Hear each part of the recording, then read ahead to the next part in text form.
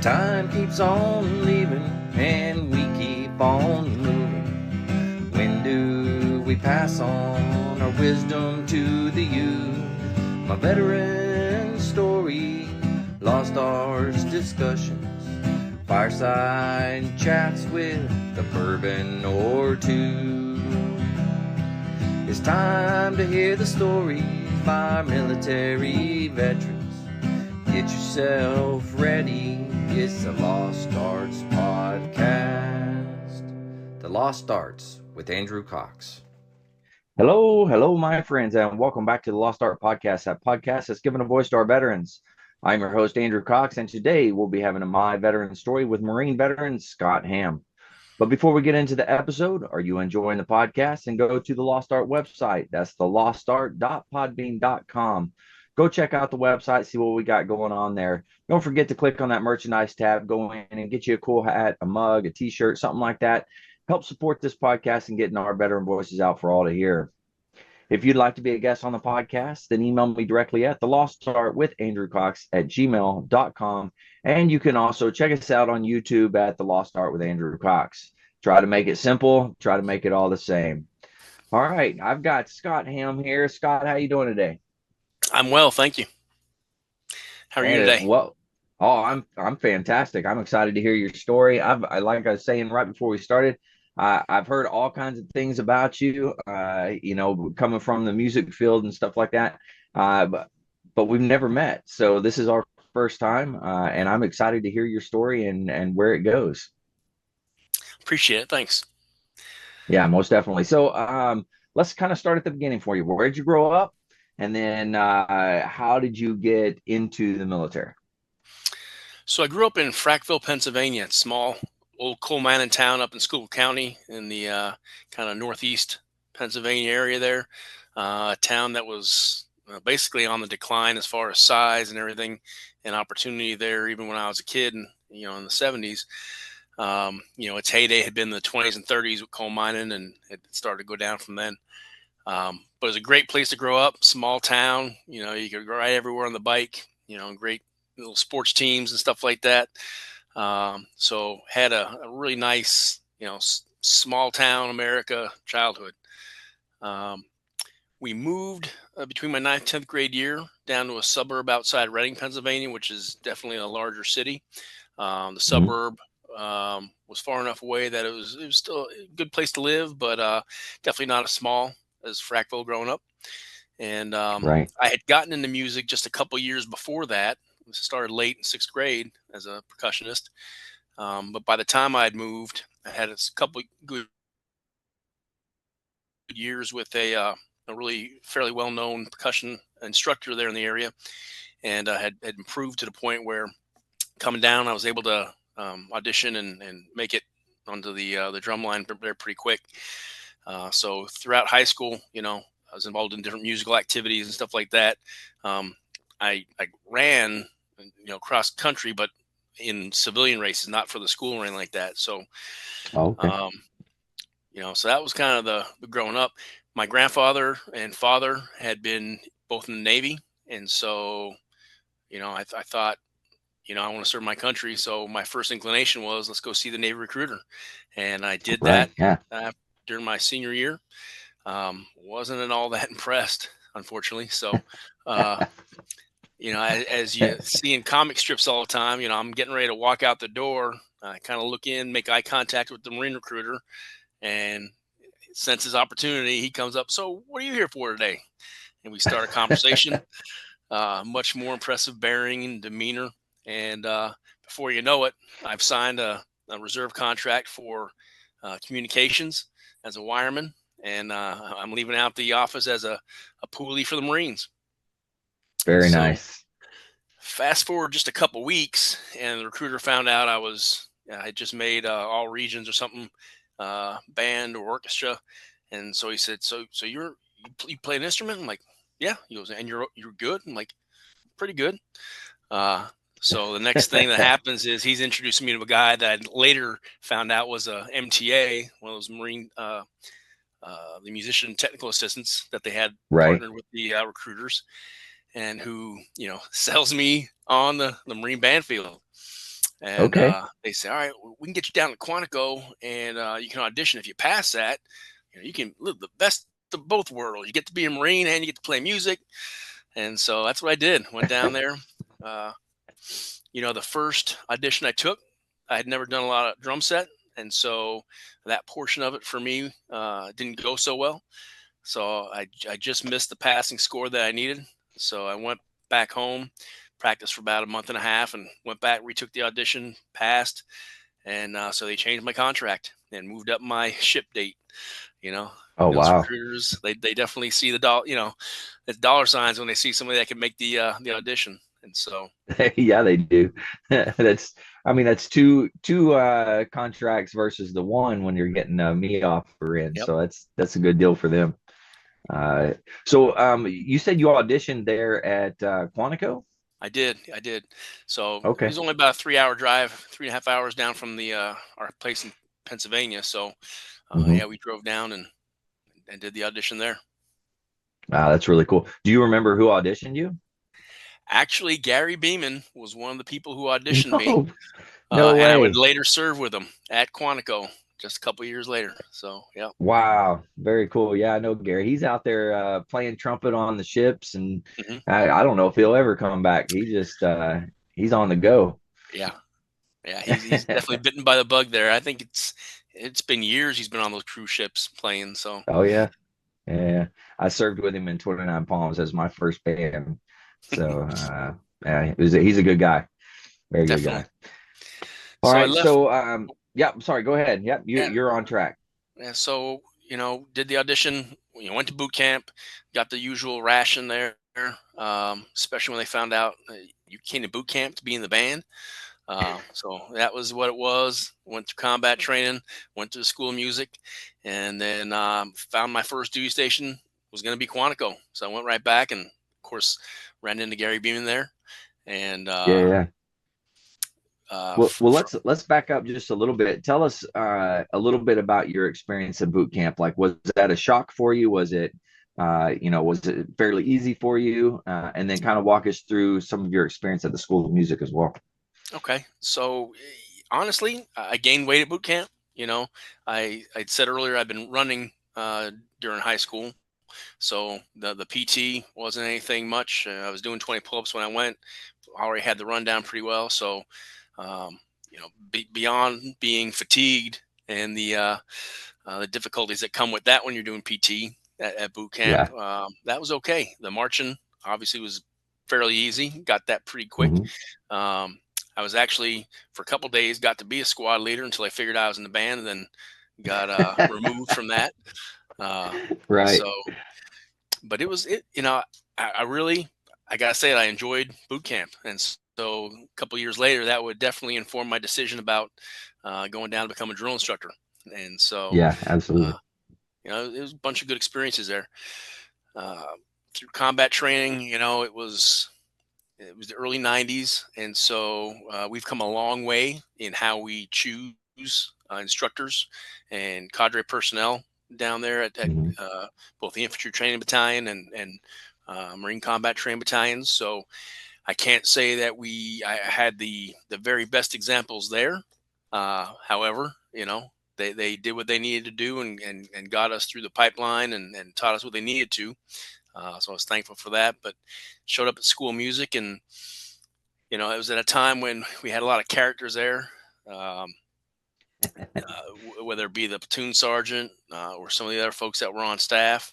I ended up playing softball, and it was one of those student faculty teams. So, you know, some pretty fun times there, getting to see different kind of a different face of some of the faculty members and staff members there, Yeah. as well as we actually beat up on a couple of the SEAL teams that were there on base. So that was kind of highlights. Um, but school music, a lot of practicing, those quarterly auditions, Hmm. keeping you going. So it was, not a whole lot of time for too much else for me. It was again earlier I was a little bit weak on the drum set, so I spent a lot of time on that and the reading music for the mallet percussion type stuff. So it definitely kept me engaged. Yeah. Were you for lessons and stuff? Were you taking lessons from a sailor or It was a who Marine, was it? Gunnery Sergeant Eddie Was it? Clark. Yeah. Oh, okay. So Very he nice. was, I think he was the only Marine percussionist that was there on staff at the time. I think Steve Giovi went down there a little bit later. Got Hmm. down there later in my time there at the school for that first go around. But yeah, Eddie Clark was the guy I took lessons off of. Okay, very cool. And then, of course, you said you got orders to Quantico. So Yep. talk to me about going to Quantico, what your experience there was. So Quantico, Crossroads of the Marine Corps. A lot of brass on the base, still is. So maybe not the very best place for a person to go for their first duty station, no matter what your MOS is. But being in the band, you get to travel a lot. And at the time, we were still doing annual trips up to Nova Scotia, Canada for the international tattoo up there, which was, um, you know, both a great opportunity to represent the Marine Corps internationally and a pretty good TAD trip. So, kind of best Yeah. of both worlds there. Um, but there was, again, some great people there at the time. Gary Beeman, very knowledgeable musician, as far as leadership. Late Bob Farmer, and Master then Master Sergeant, later retired Master Gunner Sergeant Chris DeBow, Mm, who's definitely a major influence and mentor factor in not only I think my career, but several other folks who I kept in contact with over the years. But made a lot of good friends there. Had a lot of good opportunities present themselves there, with through Marine quarters and NCO quarter type things and meritorious promotions. So, in a little under 4 years there, I was able to get promoted to meritorious corporal and meritorious sergeant. And oh, wow. when I left, it was to go down to the school of music for section leaders course. So Oh, okay. Very cool. Yeah. So the section leaders course, how long was that back then? back then it was, I think this was the 6 month version before they split it all apart, which, Hmm. they did that about a year and a half after I went through. Um, and so we got the full meal deal, everything from conducting to drum majoring to arranging and everything else. So Yeah. it was the old course. Yeah. Pretty And intense course. it was. And Chris DeBow, Master Gunny by that time, had transferred from Quantico to be the School of Music senior enlisted Marine. Okay. Um, and again, he was a major influence. So you know how it is when you have somebody you look up to. you know uh, the sincerest form of flattery is imitation sometimes. And there was one pretty humorous event. We were all getting ready, some sailors, a couple Marines. We were all upstairs getting ready for a test the next day, so we're in there practicing. And somebody had mentioned top to bow, and so I started Yeah. in on one of my top to bow impersonations. And of Uh-oh. course, my back's to the door. So I'm going and going, and everybody's, having fun with it and laughing. And then they all stop. I'm like, damn. So, It is got he me. behind me?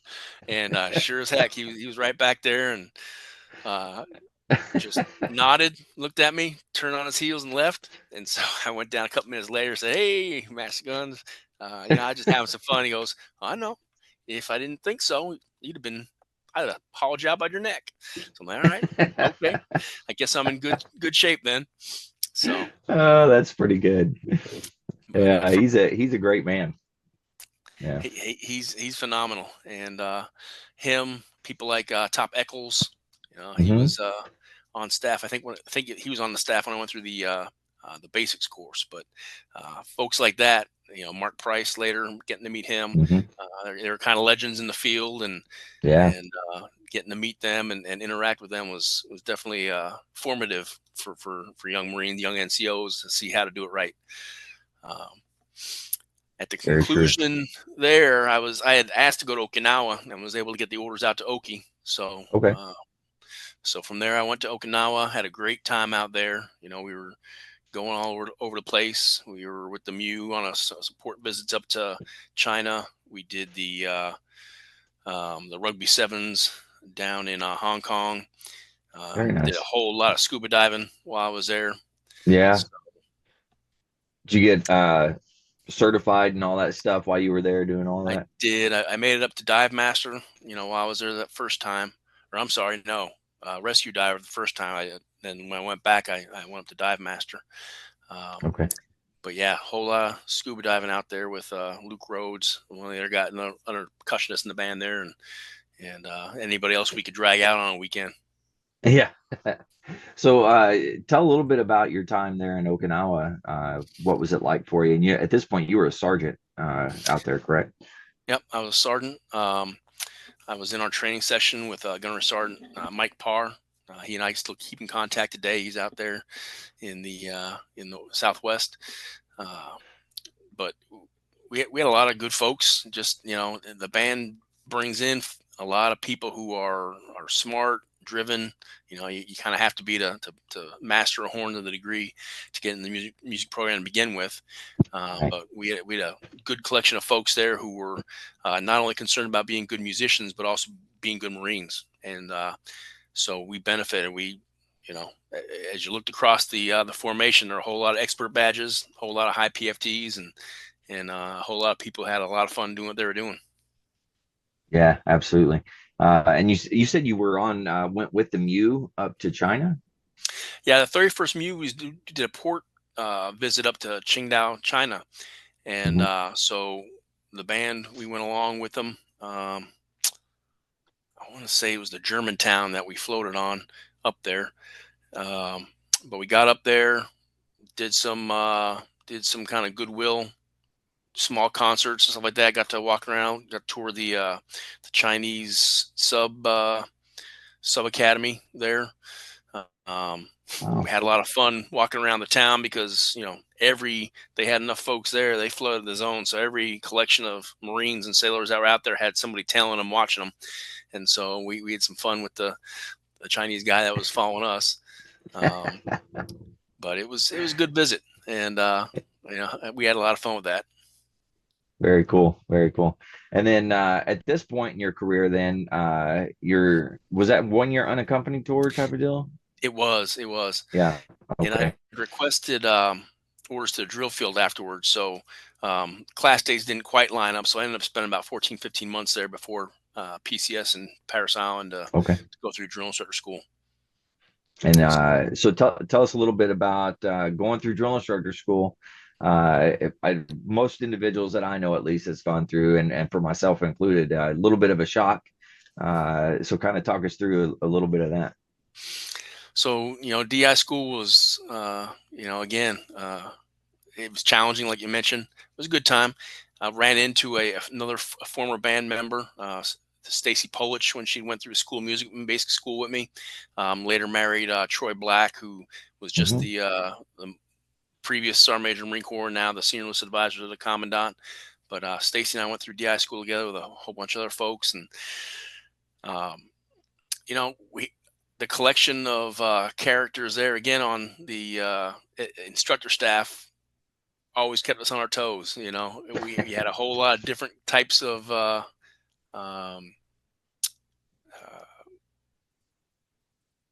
uh, their overall attitudes and um, the way their demeanor and stuff like that. And so, Right. you could never be the same to all of them because you're going to get yourself in trouble. And their mission was to show you how to make constant corrections anyway. So you weren't going to go away unscathed no matter what you did. But yeah, they That's a kept us true on our statement. toes. Yeah. Very nice. And then you finished DI school. What company did you end up going to? So I was a Mike Company recruit when I went through, and so I was hoping Mhm. like anything to get the third battalion, and was lucky enough that it happened. I went to Kilo Company, so I was right next door. Okay. But in the shuffle over the years, I was actually in the old barracks that I was when I went through as a Mike Company recruit, so that was kind of cool. Oh, wow. Yeah. Uh, but I got to Very nice. spend, you know, I did all my cycles as a drill instructor, both green belt and black belt in a row. I got to do 6 in a row. Then went on quota for years, the drill master for the battalion, and then came back as a series guns over in Mike Company. So I did get to finish out at Mike eventually. Um, Okay. Very nice. as And talk through some of your experiences there as a drill instructor. You say you did 6 cycles and you went on quota as the drill master. How long did you spend as drill master before you moved over?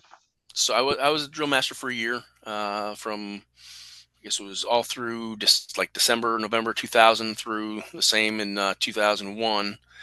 Mhm. Um, and actually had the opportunity to go to Jordan at that point. The King of Jordan wanted to lessen the old imperial British influence in his military, and so he had previously been to Eighth and Nine, seen the way Marines march and the Marines do things, and was impressed. And so he reached out, um, through Department of State and everybody to say, hey, I'd like some Marines to come over and teach my Palace Guard how to march like Marines do. And so the regimental drill master um, asked me to go with him. We went over, did a quick week and a half long survey, came back, put together a curriculum, grabbed two other drill instructors and one from each other battalion. So there was representation all around and nobody thought it was unfair. And Right. Yeah.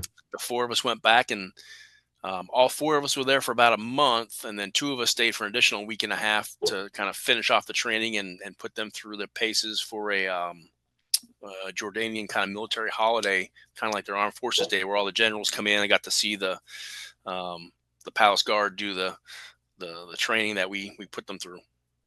Wow, that is really, really cool. Man, Yeah, who'd have thought about that? I mean, out of nowhere.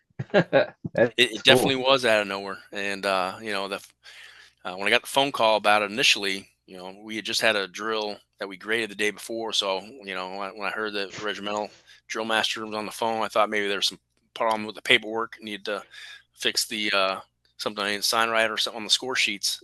And he said, "Hey, you ever been to Jordan?" No, I don't have it. You know, and that was May and June of 2001, so just before Okay. 9/11.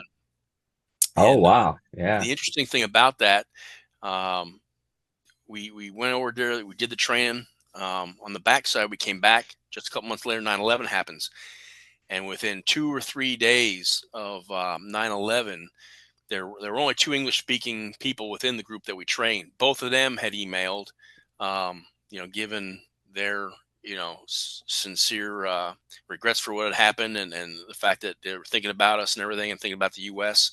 And several others within the group we trained had taken pictures for them to forward to us and stuff like that. So it was um, pretty Wow.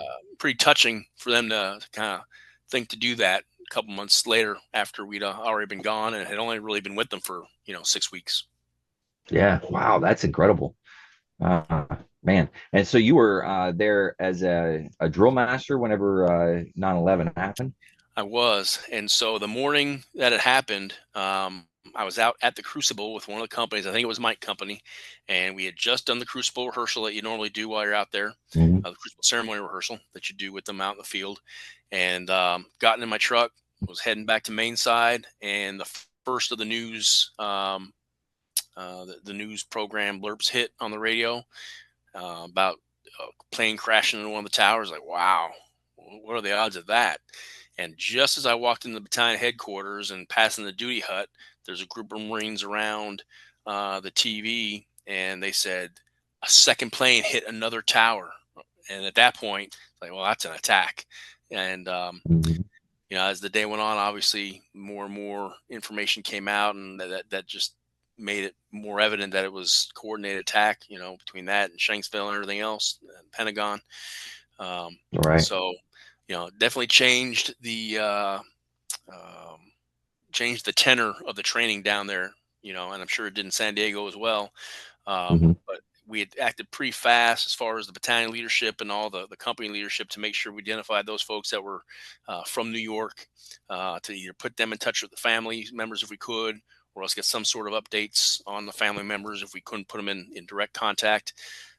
Right. Working through the whole emergency leave process for those that did lose loved ones up there. So yeah, it was a challenging situation that was, I think, handled pretty well overall by the RTR leadership writ large. Yeah. Wow. And then how much longer were you there before you took off and left the DI school or DI duty? Excuse me. Yeah, so I was only there for another um, 6 or 7 months.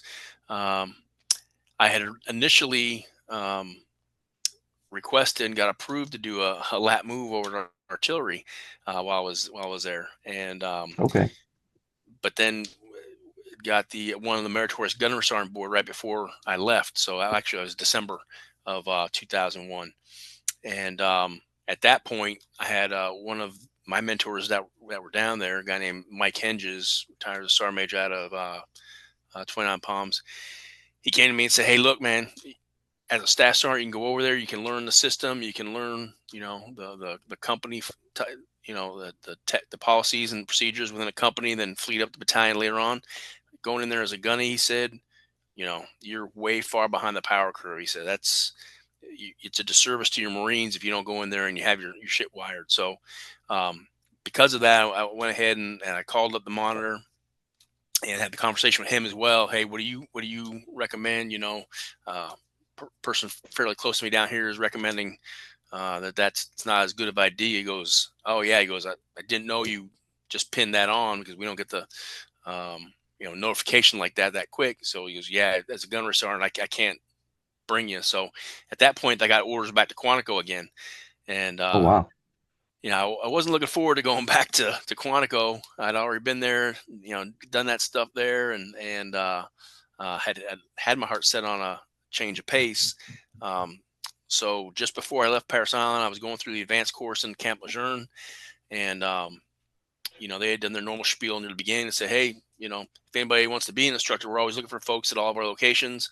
So I started making phone calls up there to Quantico to see if their academy would need some personnel. And the chief instructor there at Lejeune found out about it. He said, "Hey, what if we got you orders here? Would you come to Camp Lejeune?" I'm like, "Absolutely." And so Nice. I had an interview with the director, and he said, I'll do my best. I'll let you know as soon as I can." And went back to Paris Island, had a couple more weeks, hadn't heard anything. And so I actually moved all my stuff up to Quantico. Everything was in a storage container, storage place, waiting for me to get up there and get a house and move stuff in. And I get a call at the office there at Paris Island, and it's the director of the Camp Lejeune Academy. He said, "Hey, if you're interested, I got the orders if you still want them." I'm like, whew. And this was literally the week after I moved all that stuff up. I'm like, Oh, "Yeah, no. I'm still interested." So I didn't let him know at that point that I'm gonna have to make an extra trip to get my stuff. But yeah, so I took the orders, and then 2 weeks later went up to Quantico, put all the stuff back in the truck, moved that back down to Camp Lejeune, and 3 weeks later I was checking into the academy there, and spent the next couple of years there at the academy teaching on all three decks. Nice. So, when you say all three decks, is the sergeant's course, staff, Mhm. and gunny courses? Yeah, very Yep. nice. So I got to start off on the advanced course deck, the gunnies there. At the time when I checked in, all three courses were fully staffed at the TO, and so that's where I got to start with. However, about 4 or 5 months in, the career course lost three instructors all at once to the first sergeant board, Oh, and right. so they took two of us. The last two had checked in upstairs. They took us and moved us down to the career course. So then the next year, some change, I spent teaching at the career course. Occasionally got a chance to go back up to the advanced course to do a class for them, the ones that I'd been teaching earlier. Um, but then the last year, I ended up moving down to the sergeant's course as a staff NCOIC down there. So that was Oh, okay. nice bit of variety, getting to teach on all three decks in a number of different types of billets. Um, and had a good time while I was there. Got selected for first sergeant out of there, and so after selection for first sergeant, we started looking for my replacement as staff NCOIC. We identified him, got him snapped in, and I spent a month or two as the ops chief for the academy, waiting for orders to Nice. post. And in the meantime, I've been, of course, pestering the monitor. "Hey, what do you got? What do you got?" Looking to go across the river if I can, over to Second Marine Division if you got anything. And monitor doesn't want to hear it. "Hey, wait till your number comes up. I'll get to you." Um, about 2 months later, finally get the call. Say, "Hey, I got something in 3rd Battalion, 6th Marines for you. You want it?" I'm like, Nice. "Absolutely." To all the listeners out there, thanks for tuning in. Remember, if you're struggling, you're thinking about hurting yourself, you're just having a rough go, the VA has some great resources out there. You can always dial 988, press option 1. You can text 838-255, or you can go to veteranscrisisline.net and click on that chat icon. Any of those options are going to be able to get you in contact with somebody that can help you out. But one veteran life loss is one too many. I care about you. Scott cares about you. The whole veteran community cares about you. So please reach out for help. With that, Scott, one last time, thanks for coming on. And to all the listeners out there, stay motivated, change your socks.